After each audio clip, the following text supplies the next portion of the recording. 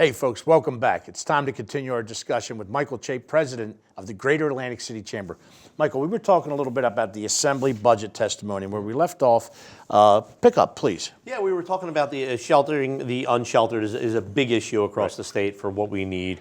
We also talked about some of the conditions in Atlantic City. You know, are there any economic development funds to repave the roads, to do lighting, wayfinding signage? We talked about the fund already for improving the boardwalk, which is the iconic piece. But first of its kind, longest of its kind. Absolutely. Sorry. You're right, but the world recognizes us because of our iconic boardwalk. So we want to get in front of our policymakers and decision makers before this fiscal year budget for 2024 to let them know what South Jersey needs, what Atlantic County and Atlantic City needs from a budget standpoint, because we are such an enormous economic stimulator for the state. Right, and it's so huge. And listen, we're going to pump right into the air show, one of the economic stimulators on a grand scale. So talk to it. 20 years. Yeah, Come on. This is the 20th year of the Atlantic City Air Show. It is the largest midweek air show in the country. It's one of the largest overall air shows in the country. Last year, we set a record with 550,000 people in attendance. It's probably close to an $80 million economic impact. You know, it can be as low as 55, but as high as 80. But the media impressions and the positive energy that brings to Atlantic City, it brings people here that have never been here before. It introduces welcomes people to come back to the environment. But it's over 600 million media impressions. You can't buy that. No. And what that does from a chamber perspective is beyond the economic stimulus is we work really closely with so many of our partners, the 177th Fighter Wing, South Jersey Transportation Authority, the City of Atlantic City, all of the public safety officials across the state police, FBI. It is an enormous collaboration, unlike any event. We've actually had Live Nation listen to some of the conversations, and they thought their event was so grand, and this is another level because of what has to take place in order for it to happen. And talk about it a little bit more. Yeah. I mean, I know we're 20 years in, but each and every year presents new hurdles to get over. Always. Yeah, I think that, you know, through the pandemic, it's cost, fuel cost. You know, you don't think about what that costs. We order a smoke oil that you see the Thunderbirds. You have to supply that. They're 55-gallon drums. They're up 40%. Transportation fees. But this year, you know, we're going to have the Thunderbirds will be back. The Golden Knights are always back. And right now, I'm looking at, believe it or not, you look at civilian performer contracts. So these civilian performers travel around the country, and we try and fit them in with routing and who can come. But some of them are warbirds, the older historic planes. Some of them have new demonstrations. Some of them are these new type of aerial demonstrations that we haven't seen before. So that's what we look at each year. But the challenge is crossing the boardwalk every year with gross vehicle weight is a challenge.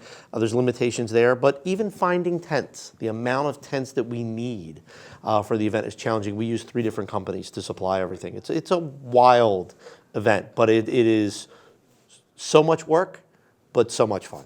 And one of those tent companies probably is Petrush? Petrush is one of them. My buddies from EHC, so yeah. Absolutely. But it's a grand, I mean, to put something like this together doesn't happen in 3 months, 4 months. Even the fact that you've been doing it for 20 years, when do you start putting the show together, so to speak? 2 years in advance. Wow. We start 2 years in advance is where we submit our military request for demonstration teams.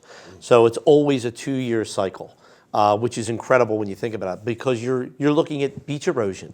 Can I still do this on the same beach? Right. You know, do I have to move our show center? You know, the show center out in the Marine units is an entirely another piece that a lot of people don't think about. But the Coast Guard's out there. You have volunteer fire companies, New Jersey State Police, dive teams.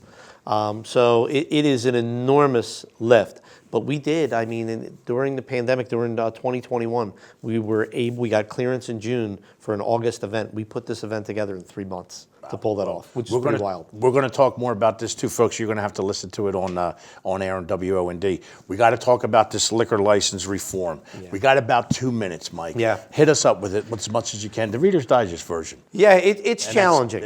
I mean, this has been decades. of talking about liquor license reform. I think if you talk to the majority of liquor license owners, business associations, we agree that the system's broken, antiquated. There are two main pieces of legislation that we're looking at, two different ways to address it. I think the biggest challenge you have is that these long-standing liquor license holders, these families that have invested everything they've had in these liquor licenses, and you're going to decrease a new liquor license and devalue what they have for over time, that's hard. You know, that's a hard pill to swallow. But then you have the distilleries and breweries that are growing and expanding and really act as economic stimulators for neighborhoods. They drive people into new neighborhoods and they'll go eat at restaurants. And their cost is a fraction of what these restaurants pay. So it's a balance.